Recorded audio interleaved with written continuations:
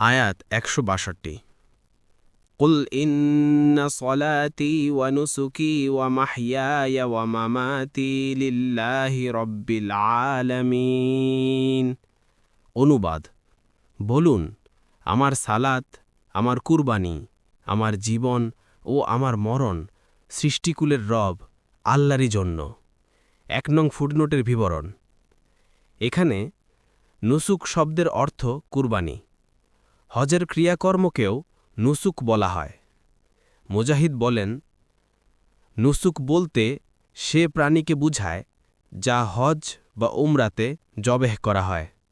তাবারি তবে এ শব্দটিও সাধারণ ইবাদাত উপাসনার অর্থেও ব্যবহৃত হয়। তাই নাসিক শব্দটি আবিদ বা ইবাদাতকারী অর্থেও বলা হয়। কুরতুবী। আয়াতে এ সবকটি অর্থই নেওয়া যেতে পারে।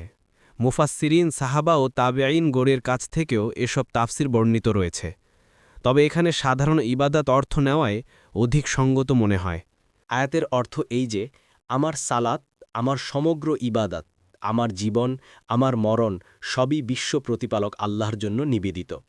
এখানে দিনের শাখাগত কাজকর্মের মধ্যে প্রথমে সালাতের কথা উল্লেখ করা হয়েছে, কেননা এটি যাবতীয় সৎকর্মের প্রাণ ও দিনের স্তম্ভ। এরপর অন্যান্য সব কাজ ও ইবাদাত সংক্ষেপে উল্লেখ করা হয়েছে।